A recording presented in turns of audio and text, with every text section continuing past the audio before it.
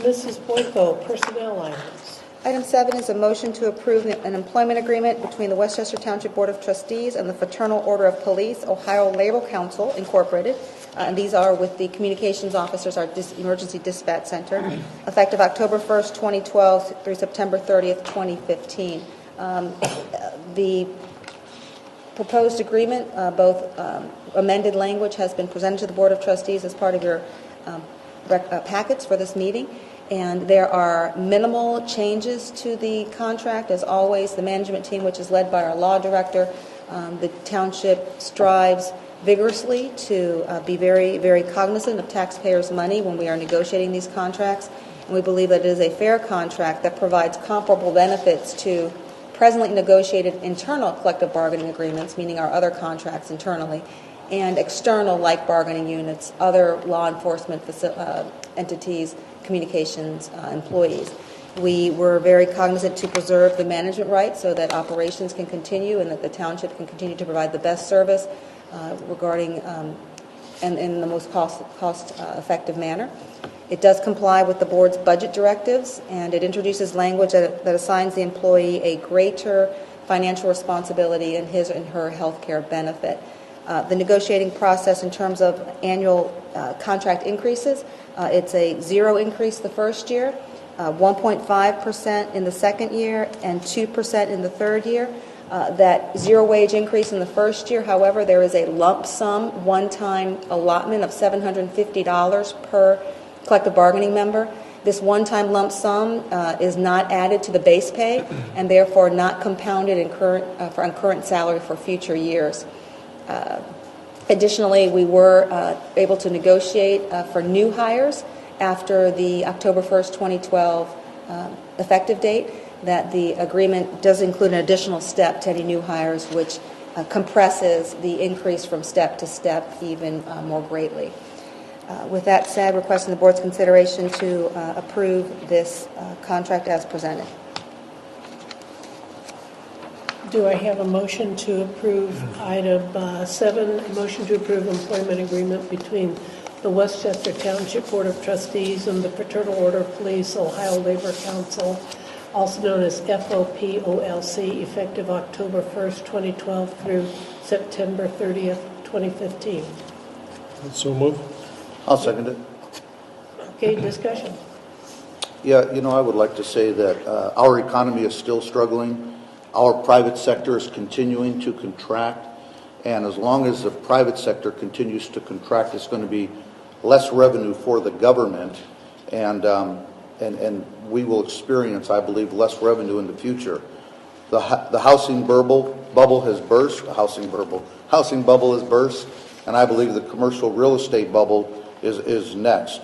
There's a fiscal cliff looming over us at a national level, and no matter what happens, this fiscal cliff will have intended and unintended consequences, which could be very detrimental to local governments. Taxes at the federal level will go up next year. Regardless of what happens with the fiscal cliff, they will go up next year just with the passage of Obamacare that is now apparently going to be the law of the land. And when taxes go up, according to the Laffer curve, if you understand that, it's going to actually yield a lower revenue for the government. And when that happens, I think it's going to also have a detrimental effect at the local level, as the federal government has to try to figure out ways to generate more revenue. I think this is going to have a negative impact on our police department, and our police levy is already on shaky ground at this point. And I want to make sure that in a few years we are not laying off policemen or dispatchers. So my goal is to keep our services at a high level for years to come. Even if we don't approve this, the step raises are still there. Longevity, this also includes regular raises, even though the wages aren't compounded in the first year because it's a $750 one lump payment, as Ms. Boyko pointed out. They will be in years 2 and 3. And they still, if we don't approve this, they still have their paid leave, their sick pay, their vacation pay, their health care. It's a very generous compensation package. And there are over 20,000 layoffs that have been announced just in the last week in America since the presidential election. And I think now is the time for local governments to contract, not to expand. Mr.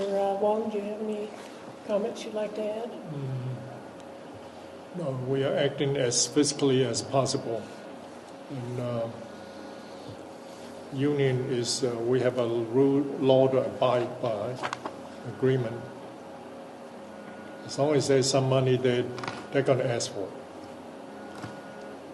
But we try to work out the best solution we can.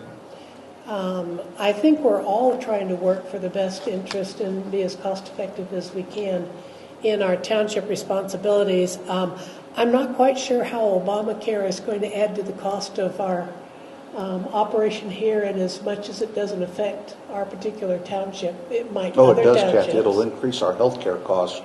It's estimated by a minimum of 20%. I've seen some projections actually as low as 10 and others as high as 35%. So as an employer, that's going to have a significant impact on us, not to mention what it's going to do to our taxpayers, because it's going to increase the cost for everyone in America that is currently productive in paying taxes. I think we'll have to agree to disagree on that one. Well, even the Congressional Budget Office agrees with me, and our Democrat leadership even agrees with me. In the case of, however, our dispatchers, although we were offering them a modest increase over the next 3 years, at the same time we are pulling back funding for them with respect to the increase in their share of the health care costs, with respect to having to comply with more steps for new people coming in. I think it's a reasonable attempt. This was as a result of a great deal of work between staff and our employees to work out a contract. I don't see enough, I don't see the same calamity that you apparently do in this contract. Yeah. I think it's responsible. It's asking both sides to give up something in order to move forward with a efficient and solid department. Our department, our dispatchers, are something which have always been the mainstay of our 911 system. Agreed. They have given excellent service to this township. They have always been there as needed, no matter. I called one today. Yeah. And I don't think this is a bad contract. I think this is a good contract. I think both sides had to give up in order to come to an agreement that both sides could live with. And I'm confident that we can work with them taking on additional grades, so it takes longer for a new employee to reach their top grade, and with taking on a larger share of their health insurance. Yeah.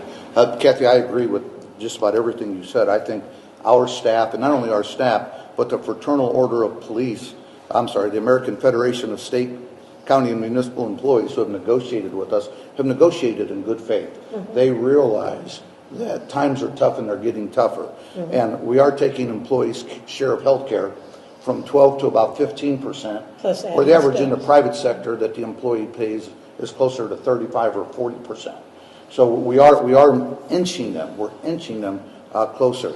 And I do applaud our staff, Ms. Boyko and Mr. Crane, who represented us on this. But our health care costs are still going to go up. I realize their excellent service. My concern is 5 years down the road, us not realizing the unintended consequences of what's going to happen to us from a fiscal perspective, and us having all of a sudden now reduce services or lay people off. I hear what you're saying, and I am certainly somebody that has always advocated for looking down the road.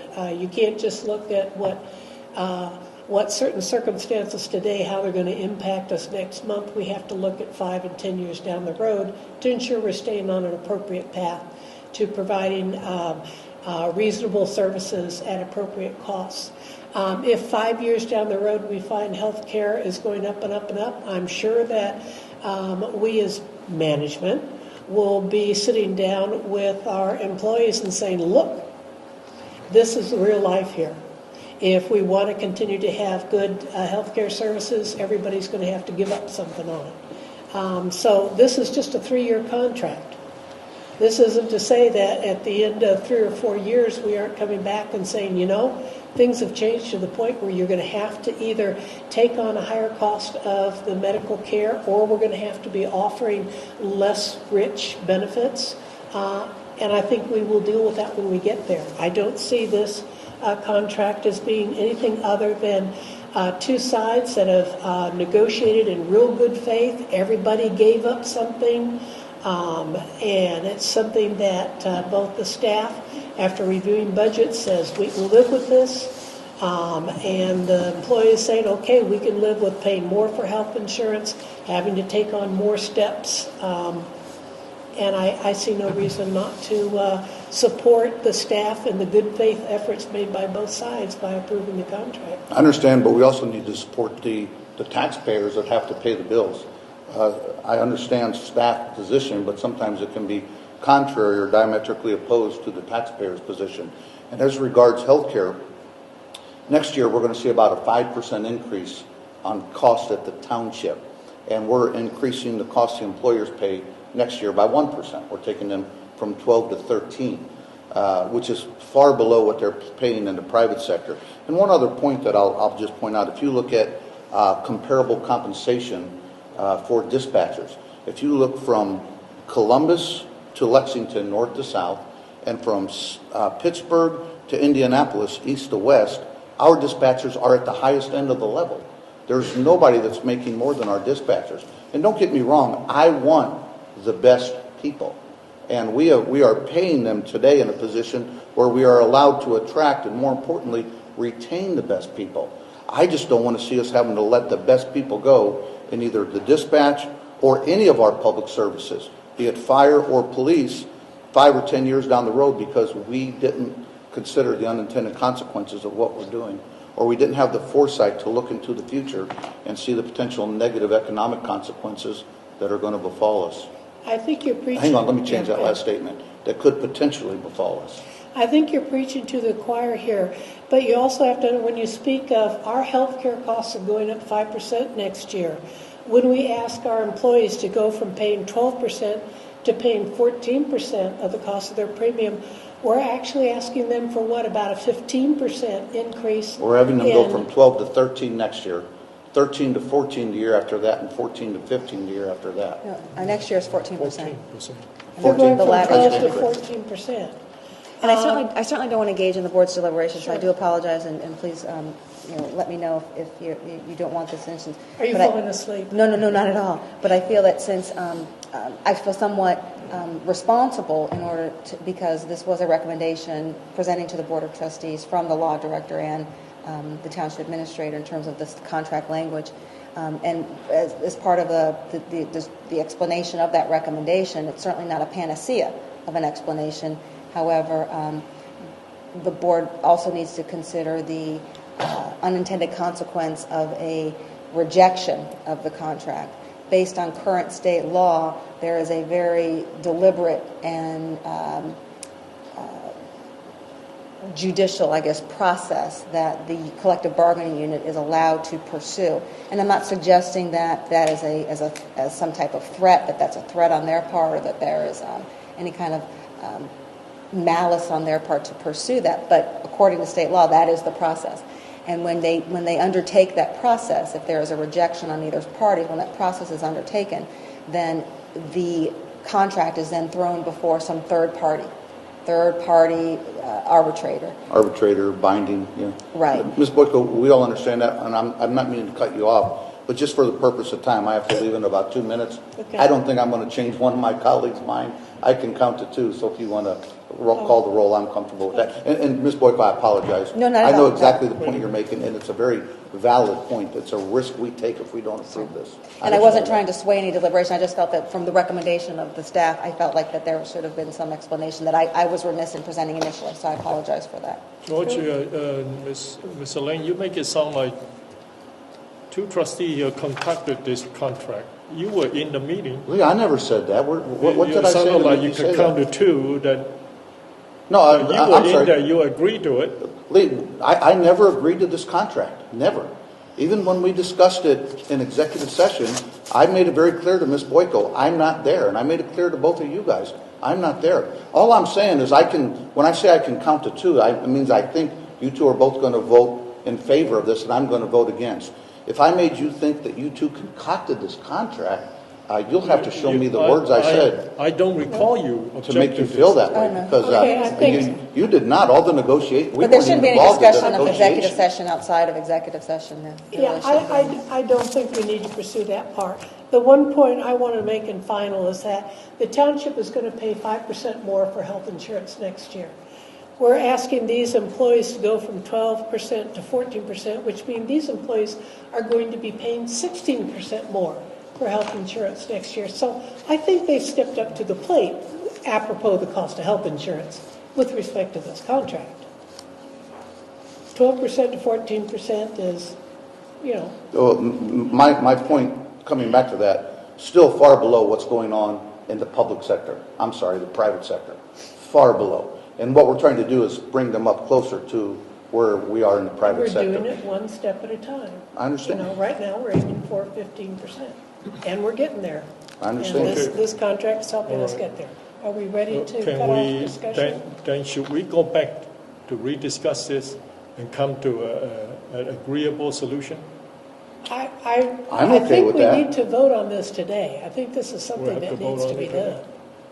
I'm okay with Mr. Wong's recommendation. Well, I just don't think there's going to be any, then I don't at think- this point, the collective bargaining unit has ratified it. It's pending the Board of Trustees decision.